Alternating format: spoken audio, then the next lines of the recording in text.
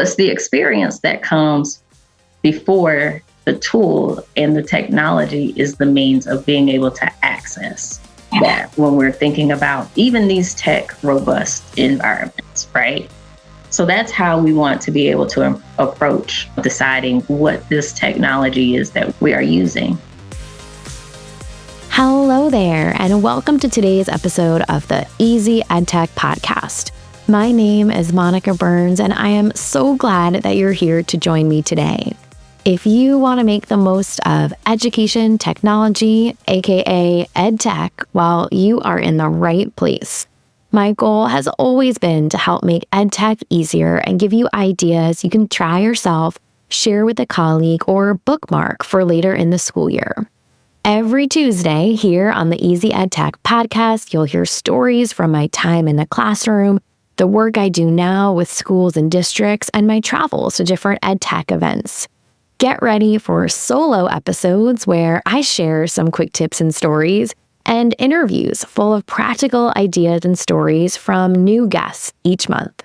If we mention something you'd like to check out, make sure to click the link. You'll find it in the episode description or the summary area where you're listening to this podcast, or you can find every episode and all of the resources we mention by going to classtechtips.com/podcast, or by going to classtechtips.com and just clicking on the Easy EdTech podcast button at the top of the page. Today's episode is sponsored by Maxell. Attention students and educators, get ready for a fantastic school year with Maxell's Back to School Headphone Essentials. Perfectly designed for the classroom, Maxell headphones provide crystal clear sound and exceptional comfort, ensuring students stay focused and engaged during lessons. Whether it's for interactive learning, audio assignments, or quiet study time, Maxell headphones help create an optimal learning environment. Equip your classroom with Maxell and experience how superior sound quality can enhance every lesson. Maxell, where classroom excellence begins. This week's episode is titled Supporting the Whole Child in a Tech-Rich Environment with Dr. Chaunté Garrett. I'm excited for you to hear our conversation today. Dr. Garrett and I met several years ago through our work as ASCD faculty members, and in this episode, we talk about the role of technology in supporting the whole child and what schools can do as technology evolves, including the use of AI in teaching and learning. You'll also hear us mention our recent experience speaking on panels at the ASCD Leadership Exchange in Denver this past June. Let's dive into the conversation. Welcome to the podcast. I am so excited to chat with you today. But before we jump into really unpacking what it means to, understand the whole child, right, in an educational setting, would love for you to share a bit about your role in education. What does your day-to-day look like? Well, thank you. And thank you. I am excited to be here with you, the Monica Burns, as I followed your work for many, many years. And we have many, many folks that we care dearly about in common. Absolutely. And so my role in education, I have the privilege to be able to serve leaders and learners as an educational consultant, as the CEO of L Educational Services, a company that I've founded, and also as an ASCD faculty member, which I've been doing for several years now. And through that work, I have the opportunity to not just travel nationally, but internationally, supporting educators in their work with the whole child, but finding data-driven solutions to their school improvement goals, whatever those may be, in making sure that students are healthy, safe, supported, engaged, and challenged. Yeah, and that's how we know each other, through the ASCD of it all. And so this concept for today that we're going to hopefully unpack a little bit together is around supporting the whole child in a tech-rich environment. Can you explain the concept of the whole child for someone who might not be familiar with the term? Yeah. And so, our work in ASCD has, ASCD developed this concept of the whole child as being a student, a child who is healthy, safe, engaged, supported, and challenged. But now we see ASCD moving towards this language of transformational learning principles. But, for the purpose of our conversation and even being conversational regarding what this looks like in a learning environment, right? So when we're thinking about what healthy means, learning takes place under certain conditions, right? We just can't take for granted that learning happens just because it happens or just because we will it so, right? And so, we know that when students come to school sick or that's one of the reasons why we allow them to stay home and get well, right? If stomachs aren't well. And even if our minds are preoccupied and, our minds are not well, right? Then that's the impact of health. Yeah. Right. And that impacts learning, and so if we're not well that day, if we're not well that week, if we're not well over the months or even the course of the year, however long as it takes for us to mend that back together. When we think about this concept of safety, and, even at the onset of this conversation of whole child, we were not having the number of school shootings and mass shootings that we see now. So that's safety from a physical sense that we see happening, right? Students being able to come to school and know that schools are safe places. And when I get here, things that are happening in the outside world aren't happening here. But it's also coming to school and feeling emotionally safe. Yeah. Right. Knowing that this is a place where I am able to be accepted. This is a place where I am able to learn in a way that I am comfortable and I get to make mistakes. And it's going to be okay because we get to fix those and repair those in this space. And that creates a level of safety. When we're thinking about this notion of being engaged, right, that once again, learning just doesn't happen for learning's sake, right? You know me well enough to know what's going to grab my attention, what makes me feel a part of this community, and what engages me, what creates a learning opportunity for me so that I can attend to the learning that's happening while I'm with you in this space, challenged that learning is happening at a level and a capacity that builds my strength and my ability as a learner to grow, right? And not to continue to use the same words, but builds my capacity as a learner. And I get to be challenged every day when I come in. And there's not just this surface level of learning, but I'm getting to learn at not just my level, but continue to learn at higher levels as I remain in this space and support it. That where I am, and be that academically, one of the languages we used to use in my learning community is that we are academically, physically, and emotionally safe. Yeah. So, and whatever that means is that we get those supports wrapped around us. So that the learning environment and support. So when we talk about the whole child, right, we think of school as just being a building, right? And learning takes place in this building. But there's so many nuances to what happens when we're talking about learning. And knowing all of those nuances help us understand the whole child and what makes a child whole. And our responsibilities in school are attending to each of those pieces.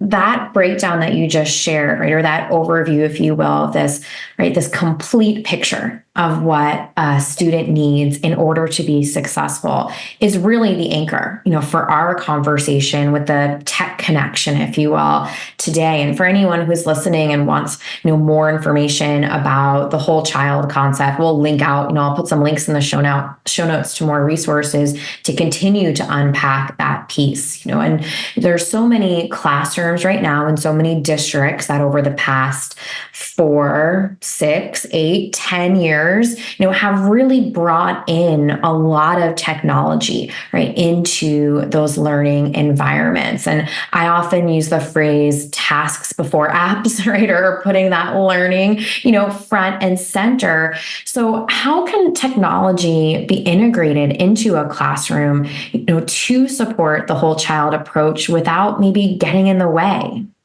One of the things we have to realize, and that's one of the things about I love about the work that I get to do now, right? We remain focused on what those instructional decisions are, right? And all of our decisions and somehow impact instruction. And so it's almost just like we choose what curriculum we're going to use, right?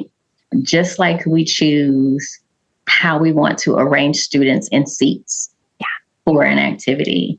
We choose technology the same way, right? It has to mirror it has to fit into the learning experience, right? So we don't just say we want our kids to have laptops or we want our kids to have iPads, right? We want our kids to be able to access, this rich learning experience that they're going to be able to gain because they have these items, these laptops and these iPads.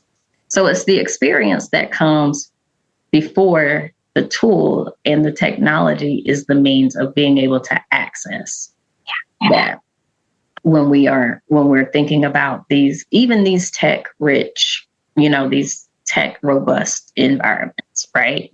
So that's how we want to be able to approach, deciding what this technology is that we are using. We use technology as a really broad term. So it can be something really, really fancy, and it can be something really, really simple. Right? It does not have to be the most expensive and the brand new. It can be something really, really simple and using something very basic in what you have at hand, as long as you're using it well to accomplish that instructional task.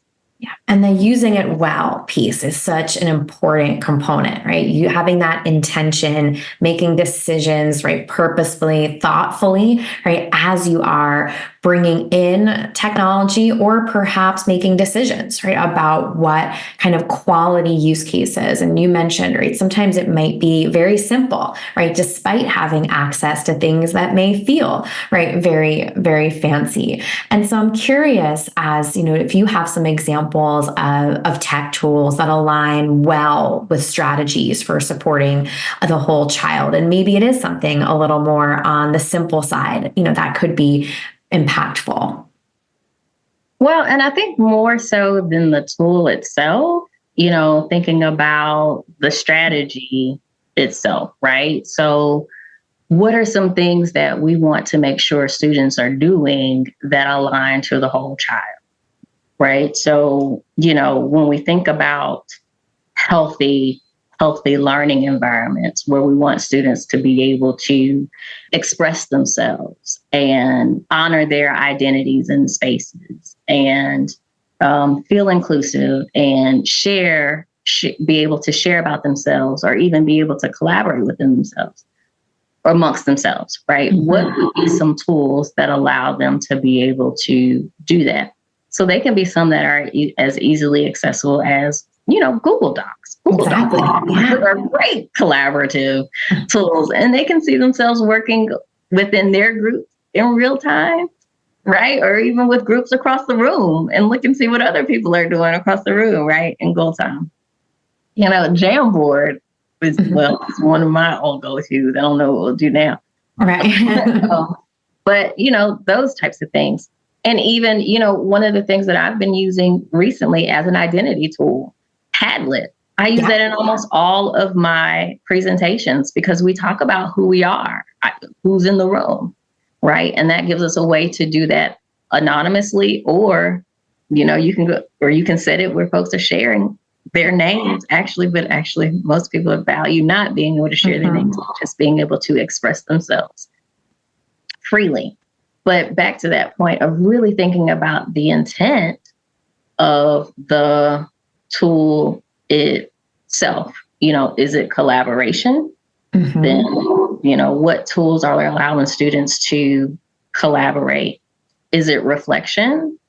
So what tools would allow students to be able to self-assess and create digital portfolios, right? Like, is it Adobe? Is it Canva? Is it, those types of things that allow them to pull pieces together and really share out loud or create visual representations of what they might be learning within spaces. So any of those types of things that would just allow students to, whatever those kind of whole child pieces that you are being intentional about bringing into the classroom, and allow students to be able to express and share those. I love the anchoring into the practice, right? That's the focus, right? If it's collaboration, this is what it might look like. If it's collaboration where participants may be more anonymous, right? This is, right, the choice that you might make, or for reflections or for portfolios. And, I often will share with educators, you might have that tool in your tool belt already, which you alluded to, right? Like you might use this Google tool, or you might have found a great replacement for Jamboard, like a Padlet, right, that you're using in your workflow. And so those are such great examples of how you might connect a goal, perhaps even something that addresses social emotional learning goals, right, that you have for a group, to tools that may already be, in your tool belt, because you are anchoring it in your instructional goals and the needs, of the students that you work with. And I would imagine there too that some of this might connect back to goals for personalized learning, right? A topic we've talked about here on the podcast before too. So, as you think about what you're seeing now, and what you're hoping to see in the future, right? Do you have any predictions for the future role of technology in supporting students, supporting families, right? And how schools might prepare for these changes when there's some things we might know, right, could happen, but then there's also plenty of unknowns when we think of what's out there and available for educators right now. Yeah. I don't know if so much as predictions, but I think what we see and definitely what we're hearing now is a lot of policy work dealing with AI, right? And so I am encouraging us to walk into this policy work with a spirit of faith and hope versus fear. Yeah. Right? Because AI is a powerful tool. And I think it was a panel, it may have been your panel, Monica, where a statement was made, how was it phrased? Where we don't want to stumble into AI the way we stumbled into social media, right? So we definitely want to be more thoughtful about how it's being used and not be so fearful that it becomes taboo and it becomes something that students are now trying to hide under the table and now creating these other iterations that we got to go figure out and find. and trust me, as a administrator, it's a nightmare. Yeah. Right. And so we do want, from a policy perspective, I encourage us to move with faith and hope versus fear. And that doesn't take reality off the table. Of course. Yeah. Right? It doesn't take reality off the table, but faith and hope versus fear. And in doing that, placing that support around our teachers.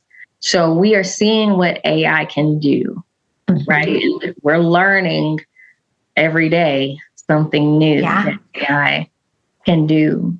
And so how do we support teachers in getting prepared to teach with AI? Because we know students are accessing AI, right? So how are we preparing teachers to teach using AI versus just trying to eliminate AI from instructional environments, right? Because that we know how banning works. And that framing that you gave and the comparison to how social media was tackled or maybe not addressed, right, in full, right, in the past, I think is a good one. And, the leadership panel at ISTE that you were referencing was a really, really great day to kick off the ISTE conference earlier this year. I keep talking about it as just such a highlight for me.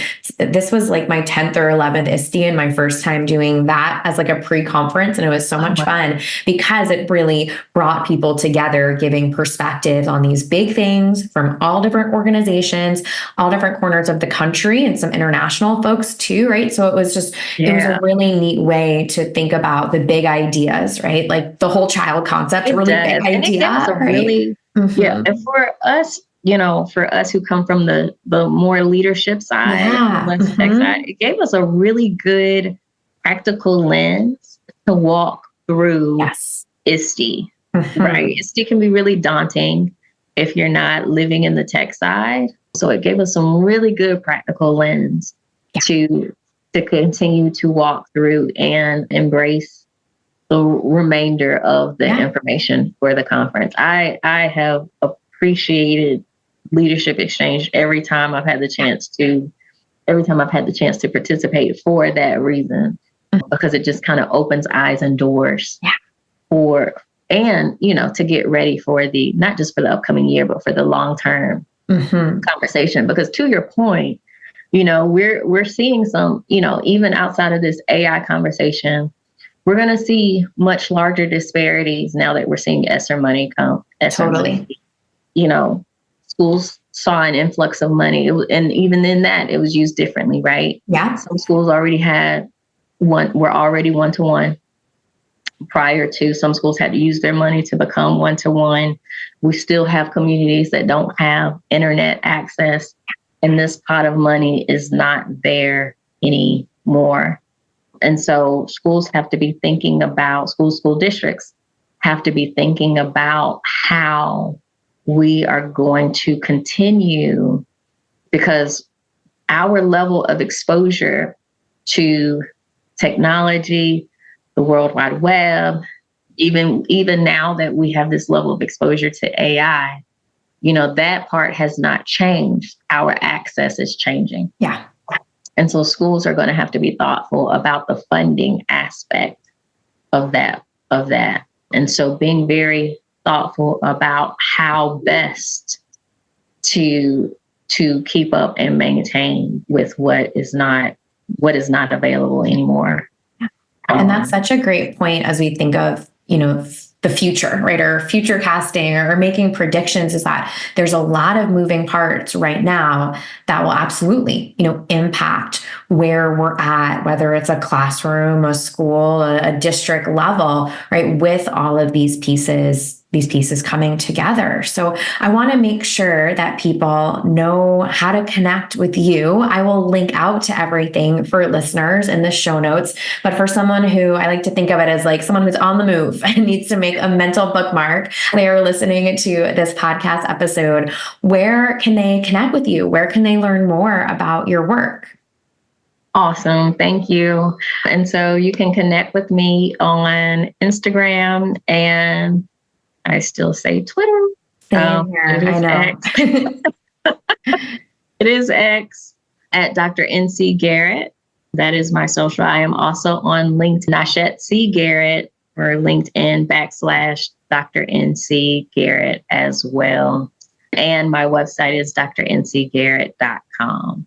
And so those will be the best vehicles to get in touch with me. And you can always email me at drncgarrett at ledservices.com. But those will all be linked. I know that was a mouthful. Oh, that's perfect. And I will link out for everyone so that they can connect with you. Thank you so much for your time and your resources and your insight today. Thank you. I've loved every moment, and I appreciate the opportunity. Thank you, Monica. It was so much fun chatting with Dr. Garrett today, and I'm confident you were able to gather some gems. But let's finish up this episode like we always do with a few key points to make this EdTech easy. Create a learning environment that addresses the various needs of students. select tools that align with specific learning objectives, such as collaboration. There is a need for thoughtful policy work to ensure AI is used effectively and ethically. Remember, you can find the show notes and the full list of resources from this episode, including all of the ways to connect with Dr. Garrett, by heading to classtechtips.com/podcast and finding today's episode. A big thank you to today's sponsor, Maxell. Equip your classroom with Maxell's back-to-school headphone essentials and enjoy top-notch quality without breaking the bank. Maxell headphones deliver exceptional sound and comfort at a budget-friendly price, making them the smart choice for any educational setting. Discover how you can enhance your learning environment while staying within budget. Explore their affordable and high-quality options now at Amazon. Maxell, great value, superior performance. Thank you for listening to this new episode of the Easy EdTech podcast. I love creating new episodes for you each week, but I could use a bit of help spreading the word about the podcast. Can you leave a rating or review on your favorite podcast app? Spotify will let you tap on the stars, and Apple Podcasts will let you tap on the stars and leave a 1 or 2 sentence review. Thank you so much for taking this extra step. It helps other educators find episodes like this one when they're searching for EdTech tips.